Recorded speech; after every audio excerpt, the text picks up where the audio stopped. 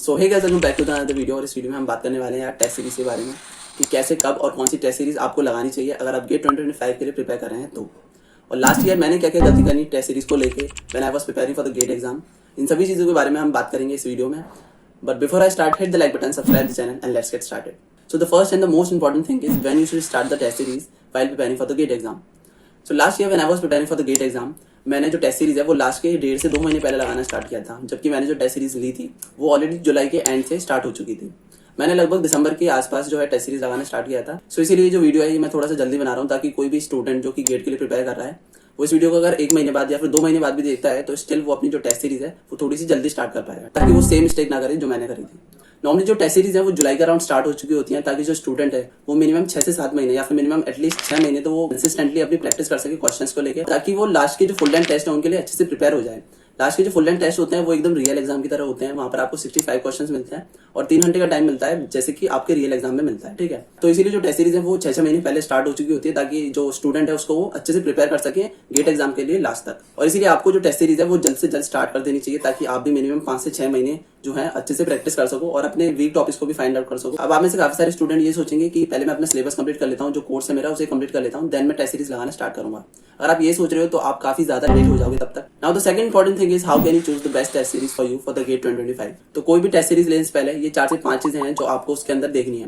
पहला आता है आपका टॉपिक वाइज टेस्ट, सेकंड आता है आपका सब्जेक्ट वाइज टेस्ट, तीसरा आता है आपका प्रीवियस ईयर क्वेश्चंस जो हैं उनके जो टेस्ट हैं वो, और फोर्थ आता है आपका फुल लेंथ टेस्ट, जो कि एक्जैक्टली रियल एग्जाम की तरह होते हैं, जहाँ पे 65 क्वेश्चंस होते हैं और 3 घंटे आपको दिए जाते हैं। तो ये सारी चीजें उसमें इंक्लूड होनी चाहिए। और लास्ट एंड मोस्ट इंपॉर्टेंट, वो अफोर्डेबल प्राइस पे होनी चाहिए। इंटरनेट पर आप सर्च करोगे तो आपको काफी ज्यादा महंगी टेस्ट सीरीज भी मिलेंगी। आपको कोई भी इतनी महंगी टेस्ट सीरीज नहीं लेनी है कि उसमें 3, 4 या 5 हजार रुपए मिला के आपको पूरा एक गेट 2025 का कोर्स ही मिल जाए। ठीक है, तो इतनी महंगी टेस्ट सीरीज आपको नहीं लेनी है।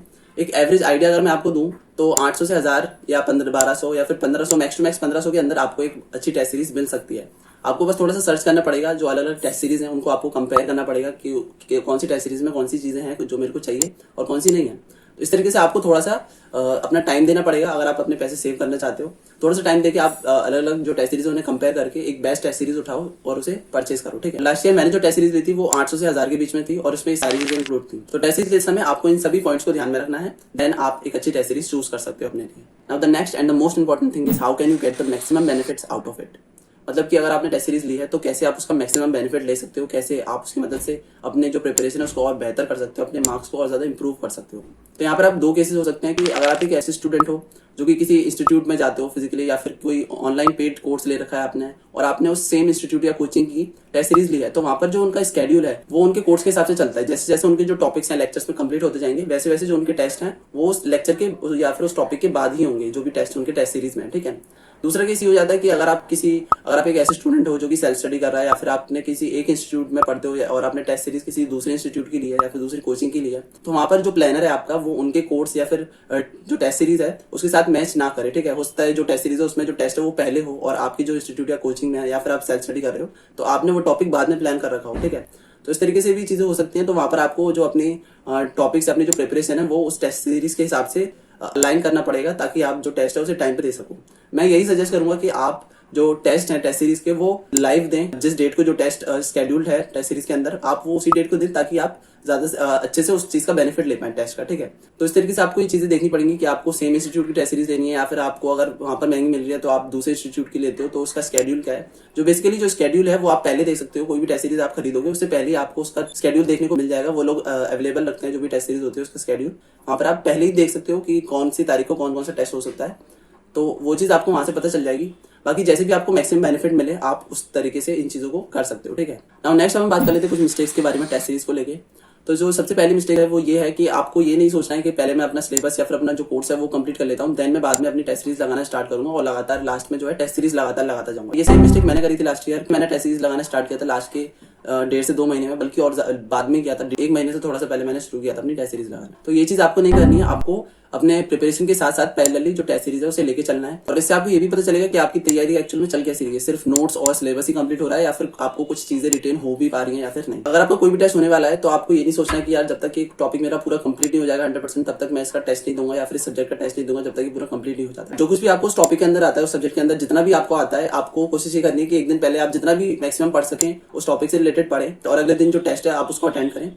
फिर चाहे आपके कितने भी बुरे नंबर आए, आपके मार्क्स नेगेटिव में आए, 0 आए, 2-4 नंबर आपके आए, जो भी मार्क्स आपके आते हैं, आपको ये नहीं देखना कि आपके मार्क्स कितने आ रहे हैं। आपको अभी ये फोकस करना है कि आप जो टेस्ट है उन्हें रेगुलरली अटेंड करो, ठीक है। एक बार जैसे ही आपका टेस्ट हो जाता है तो आपको अपना मैक्सिमम टाइम उसको एनालिसिस के लिए देना है। एनालिसिस के अंदर आपको ये देखना है कि क्या क्या छोटी छोटी गलतियां थी जो आपसे हुई, या फिर कौन सा जो ऐसा कॉन्सेप्ट है जो आपको याद नहीं आ रहा था। काफी बार ऐसा होता है कि कोई ऐसा छोटा सा फॉर्मूला या फिर कोई कॉन्सेप्ट होता है जो हमें याद नहीं आता है।